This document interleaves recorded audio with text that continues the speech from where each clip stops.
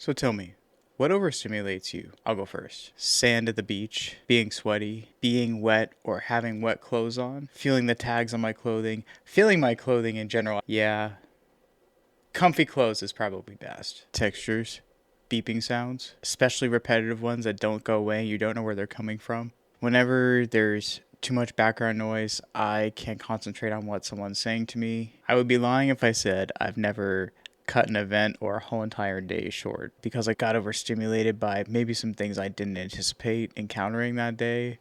Maybe lights, maybe sounds, overlapping stimuli, textures even. Everybody's got their different flavors. When do you know? When do you know it's time that you're becoming way too overstimulated? If you are experiencing sensory input and all of a sudden you find yourself kind of irritable, agitated, unable to focus, that's a pretty good sign. If you're a person that's finding that you're getting like halfway through the day, if that, and you're like ready to have a meltdown all the time, that we don't want to be there. Okay, when you start to have those aha moments, it's hard to figure, okay, what do I do with that now? Because life is going to keep lifing, right? Like, you're not going to be able to just magically snap your fingers, and you're never going to encounter things that overstimulate you.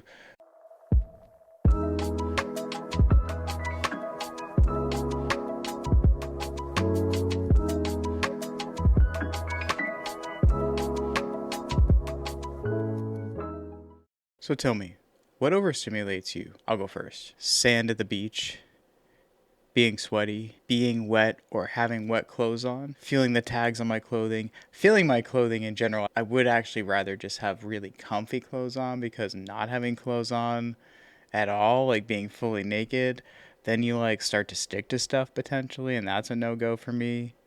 Yeah, comfy clothes is probably best. Textures, beeping sounds, especially repetitive ones that don't go away, you don't know where they're coming from. Everything has to stop if something in my house is beeping. Noise. Whenever there's too much background noise, I can't concentrate on what someone's saying to me. I don't know if you've ever been over someone's house that is clearly not yours, because you walk in there and there's like a kid screaming, or two people talking very loudly over the TV, and also like the stove is going and the vent fan is going at the same time, and like, I don't know, between that and then the dog starts barking, and there's literally the 8 sensory overload things going on at once, and that's when like you straight up just want to escape. I would be lying if I said I've never cut an event or a whole entire day short, because I got to a certain point and got overstimulated by maybe some things I didn't anticipate encountering that day, and didn't know what to do. And I tend to go more towards shutdown than meltdown, but meltdown certainly can happen, especially like at home when it's things that I can control. And then when I shut down, I almost can't even express what's going on with me. I almost like run out of words. When I started dating the girlfriend that I'm with right now, there were some days when we were on our, not like our first dates, but like we had been dating for a little bit, and my day was a lot longer and a lot more overstimulating than I realized. And then by the time I got to the end of the day and we walked to dinner and I sat down, I just didn't have words. And she probably felt like she was having dinner with a brick wall, and I felt terrible. And I tried to express that, I was like, I'm sorry, I'm just really tired. But, I feel like it's probably not something that she believed in the moment. And later, when she understood, and when I kind of fully understood what was going on with me and my neurodiversity, it gave her a lot of context, and it's now given some people in my life a lot of context for the ways in which I operate. But when you're still getting to know yourself, and or you're maybe newly diagnosed with autism, and you're just starting to have those aha moments of like, oh, that's why I've never been able to handle being overstimulated by a sight, light, texture, sounds. When you start to have those aha moments, it's hard to figure, okay, what do I do with that now? Because life is going to keep lifing, right? Like, you're not going to be able to just magically snap your fingers and you're never going to encounter things that overstimulate you. Even neurotypical encounter things that overstimulate them. We're all just people and we can be overstimulated. But of course, us neurodivergent folk, we tend to be more sensitive, a lot more sensitive. So what is sensory overload or overstimulation? Quite simply, it's when the brain receives more sensory input than it can process at any given time. And it's most common in people who are autistic or ADHD. Being a person that has a bit of both going on, I both thrive on chaos and demand order. And I feel like I'm constantly battling those two things at the same time. A lot of us folks have atypical sensory modulation, which means that we kind of have a mismatch and our input can be different than people who are neurotypical. And it's usually things in your environment that tend to trigger these things. Maybe lights, maybe sounds, overlapping stimuli, that's a big one for me, and textures even. Everybody's got their different flavors, their different pet peeves that they're more focused on, for sure. But what are the warning signs? When do you know? When do you know it's time that you're becoming way too overstimulated? If you are experiencing sensory input and all of a sudden you find yourself kind of irritable, agitated, unable to focus, that's a pretty good sign that that might be what's going on with you. Or you can get immediately kind of like energy drain. You get fatigue, or you just get this feeling deep down like you want to just bust out the doors and run down the street. Like you're wanting to get out. You're wanting to escape. It's a very common feeling. And then there's like the later stages. You know, you can't concentrate. And you either have a full-blown meltdown where you might end up screaming at someone that you don't intend to scream at, or screaming to yourself, or you are like in the corner somewhere, you know, huddled up, doing whatever you need to do to try to like self-soothe. I'm an ear puller, you know. And then there's full-blown shutdown. I am a shutter downer more so than a meltdowner. I tend to melt down at home when it's like things that I can control most of the time. Like there's just like I'm in my own chaos and I have mostly created it, or I've at least have a big part in it. And whatever it is, like the straw that broke the camel's back has just happened, like the last final straw, and I'm like I'm done. And I can get snippety and with myself or in general around other people, and you know, it's certainly something that I've had to work on now that I have more awareness about what's going on with me as an adult. And then when I shut down, it's like I said before, I tend to like run out of words. I just seem like I'm checked out, zoned out. I might like get on the computer or get on my phone and just kind of scroll, or just literally sit there staring at the wall. I mean, I can go that seriously blank. And that's just the point when you've had it. And basically, the day is over at that point for me. I don't know about anybody else out there, but the day is over for me when that sort of stuff happens. And that's not a place any of us want to be. You know, you don't want to feel like you can't make it through your day because maybe you've mismanaged your energy. Maybe you didn't anticipate something that you kind of got thrown into that was a real energy drain for you, or a real overstimulator, a sensory trigger, if you will. And it's life. Sometimes those things happen. But we certainly want to try to do what we can to mitigate the worst of it. And there are ways to do that. Hey there, what's up? My name's Ashley. I'm a life coach, and I like to help people who are going through big life changes, burnout, and spiritual changes find their purpose and a life that better aligns with their values. I also help people who are ADHD and on the spectrum find their flow, find their real purpose, and build a life more aligned with how they function.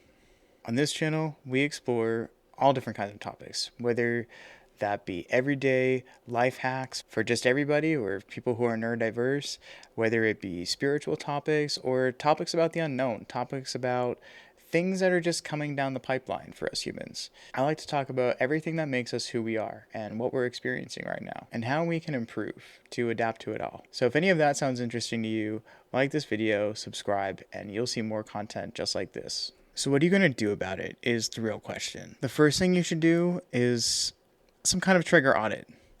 You really need to deep dive and sit there and think about, maybe write it out. What are the things that when I encounter them, when I experience them, when I touch them, when I hear them, when I see them, whatever. What are those things that they really either drain me, they kind of make me feel on edge, they make me feel like I want to escape the situation. What are those things? Is it more visual? Is it noises? Is it just overlapping, like too many sounds overlapping? Is it different kinds of stimuli overlapping, like light and sound and people talking? And what is it for you? Or is it down to your environment, like just the lighting, the way you feel sitting in your chair, the clothes that you're wearing, the shoes you're wearing, the materials of the things that you're coming into contact with? What is it that's really your top five, maybe? What are those top five things that are things that you tend to encounter a lot, that tend to be a problem a lot, and that bother you the most? And as you're thinking about this list, when you're thinking about your plans, when you're making plans, when you're doing your calendar, when you're going out for the day, maybe you're on a trip and you're kind of on we'll see where the day takes us.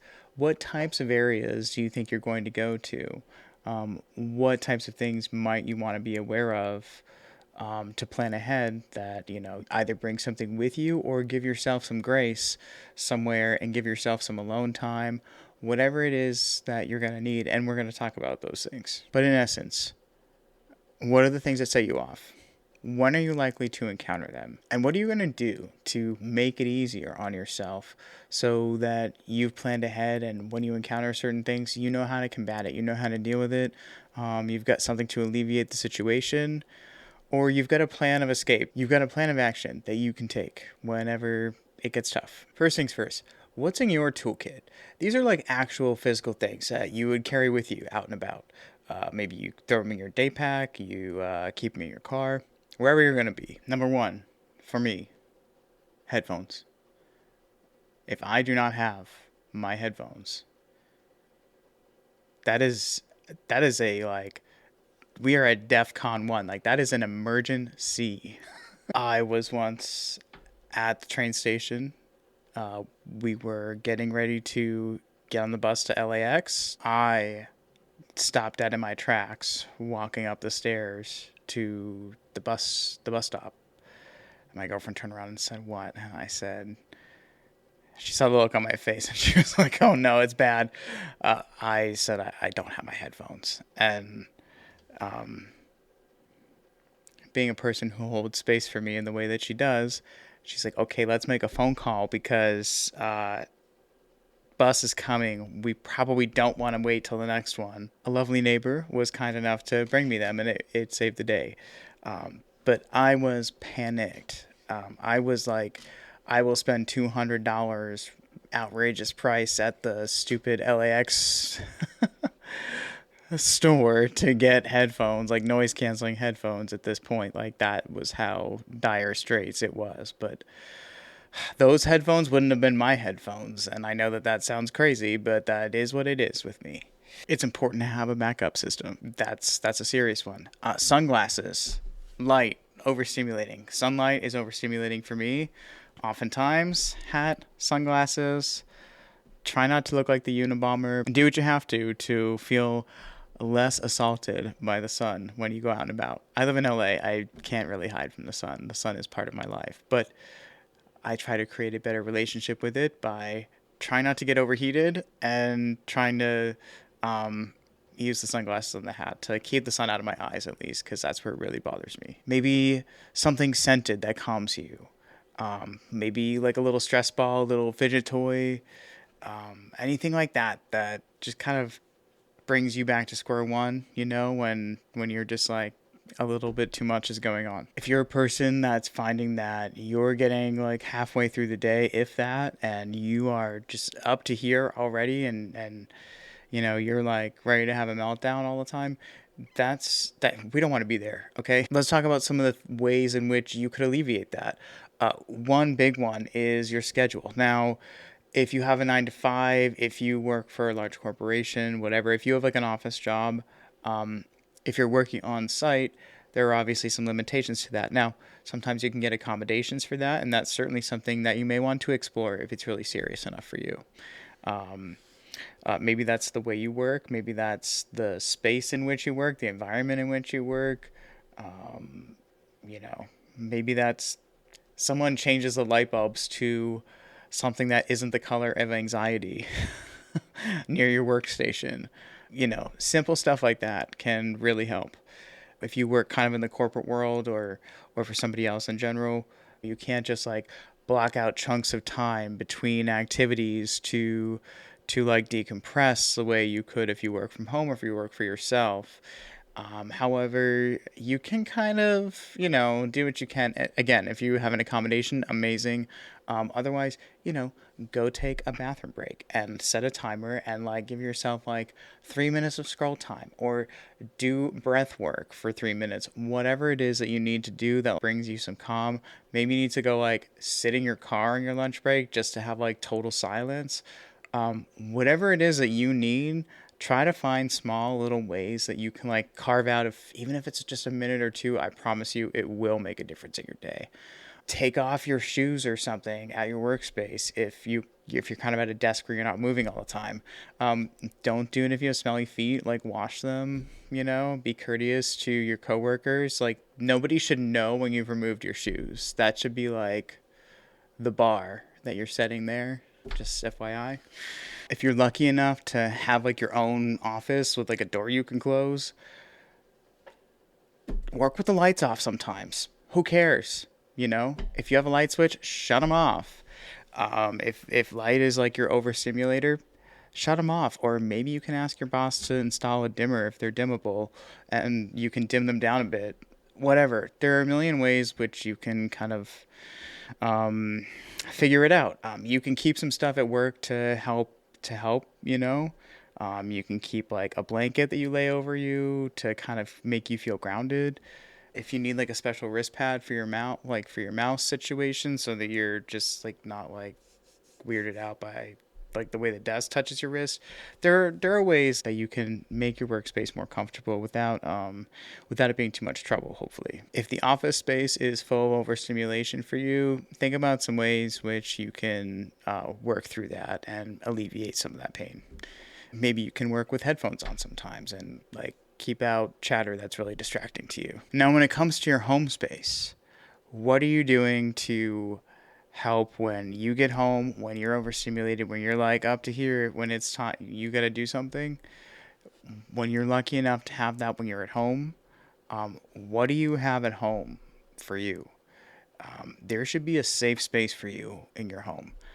I don't care if that's like a special chair. I don't care if it's like you made a little nook in the corner of your room with like you made like a pillow for it or something. I don't know. Whatever it is you need.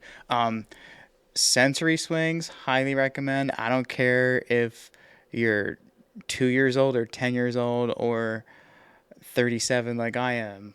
Sensory swings are amazing. I have like a hammock chair which kind of subs as a sensory swing, so like other people can use it too.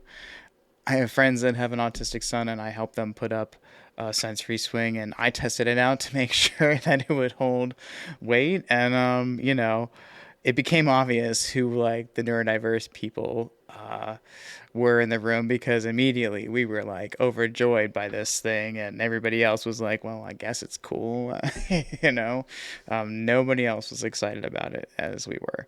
So, you know, they really make a difference. It's kind of like wrapping yourself in a cocoon, and there's no like pressure points of like sitting in a chair. It's just like you're floating. And whatever weight on your shoulders that overstimulation gives, this takes it away, I promise. It really makes it much better. Maybe it's a weighted blanket or a heated blanket, or maybe it's something that does both. Maybe it's a cooling blanket. Maybe it's a really comfy robe, or one of those like onesie blanket robe things that people get. Whatever really makes you comfortable, at least have that to look forward to when you get home. If you work from home, it definitely makes it a lot easier to do all of these things kind of in one. Control your lighting, control the sound, control some of the distractions and some of the things, and not have to worry about what you wear. You can wear kind of what's comfortable in a lot of regards.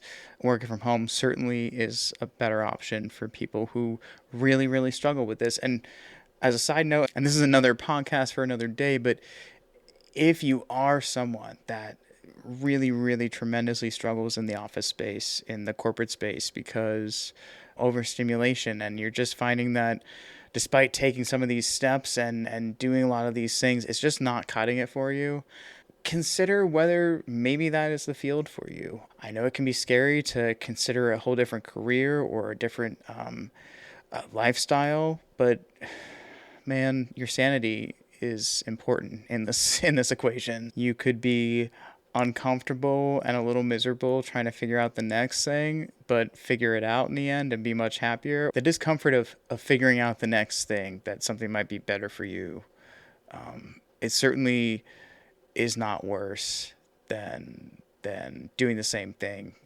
forever, knowing that it's just something that isn't a good fit for you. And I promise, as scary as that might be, a lot of us folks that are neurodiverse, we are meant for something that we are very specialized at and we're very, very good at. And if you feel like the fashion of your job or what it is that your job is gets in the way of that, I really want you to consider doing something different. Don't quit your job with no plan. Don't put yourself in a bad position, but think about what the next steps might be and start chipping away at it. Start working on it. So what happens when you're at emergency status? You're past that point of it's a little bit uncomfortable and you're at full blown like I'm I'm losing it, man. I'm gonna have a meltdown. I'm gonna shut down. I'm just gonna be totally checked out. You need to figure out what's in your first aid kit. And that is not probably a physical thing. That is probably a routine. That is, I need to sequester myself for a minute. That is, I need to do a breath exercise. Maybe you pull out a 5-minute guided meditation or a guided breath work.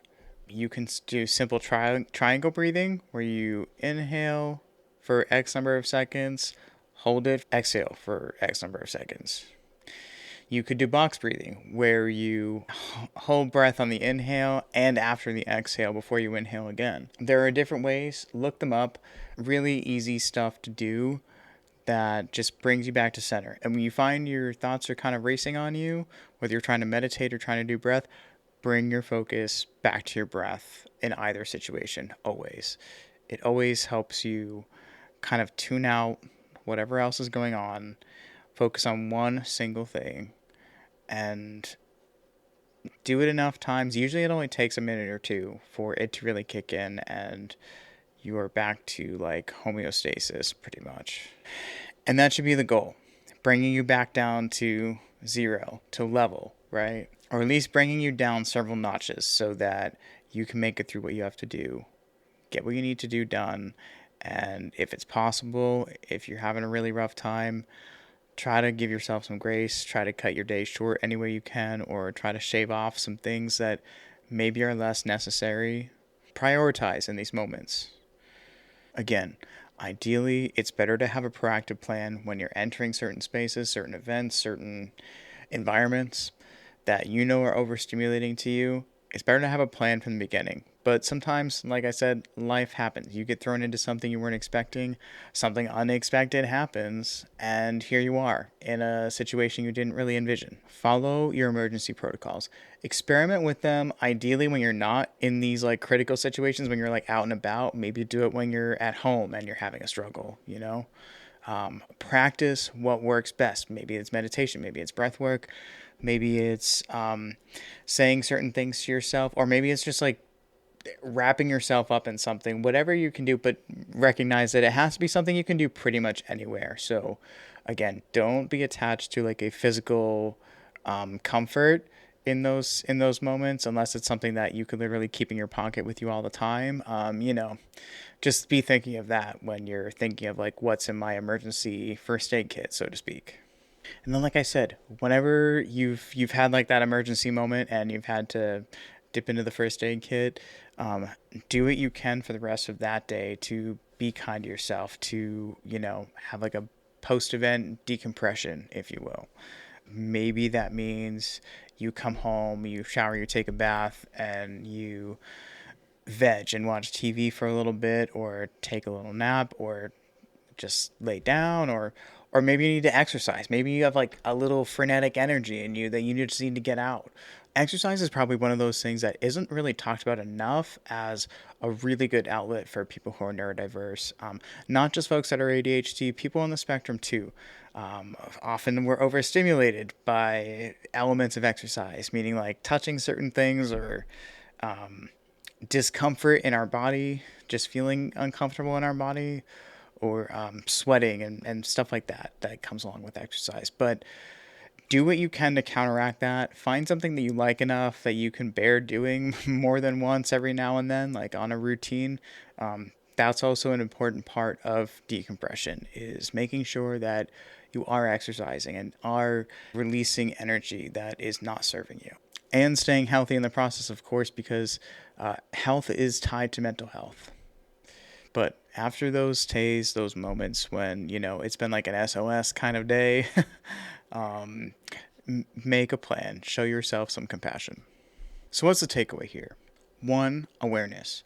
Knowing what those triggers are. The big ones, the ones that you tend to encounter when you're out and about in the world, or you're at home, whatever it is. When you're experiencing stress, what does it seem to be linked to? And when you think about your plans, when do you seem to be encountering those things? When you look at your schedule, anticipate when you might kind of run into these problems. And then what are you going to do to make it easier on yourself? Now, how do we make that all work? Well, consistency. And how do we build consistency? We build routines. So a sensory check should be part of your everyday routine. If you're a calendar person and you adhere very strictly to your calendar, you've got it up all the time, you're always looking at it, you are on it, add a note, add a little alarm, whether it's an alarm, a calendar thing, however you do it, make sure that you're setting time several times a day to check in with yourself. Maybe you can do that at random times, at random but consistent times, or whether that should be kind of strategically depending on what your day is, when you should be checking in with yourself, especially after certain activities that are going to be tough ones for you. Be thinking about that. But those check-ins are so vital, because that keeps you from getting to, I need like emergency status first aid kit type deal. Checking in more often and becoming more aware of where and when you seem to fall into the traps of your own kind of sensory triggers, knowing them, identifying them, and checking in about them often helps you really get on it and figure out the things that are and aren't working for you in that regard. And it helps you build that little physical toolkit, that the things around you that you keep with you, or that, ways that you change your environment or your schedule to help you avoid the worst parts of those things that really, really irk you. Remember, overstimulation isn't a weakness. It's information. It's a signal trying to tell you that your nervous system needs attention. So the sooner you can get more aware and more in tune with what gets you out of alignment, you'll be rewarded with better experiences the quicker you can become aware of these things as they're happening. So I'm inviting you, as your assignment, pick one recovery strategy and test it out this week. Maybe it's taking one of those little physical toolkit things and keeping it with you at your desk, in your car, wherever you're going to be. Maybe it's changing something about your environment or your schedule that really might help you avoid these crash out, burnout, overstimulated moments that we all hate. So get out there, keep trying stuff, see what works, see what doesn't.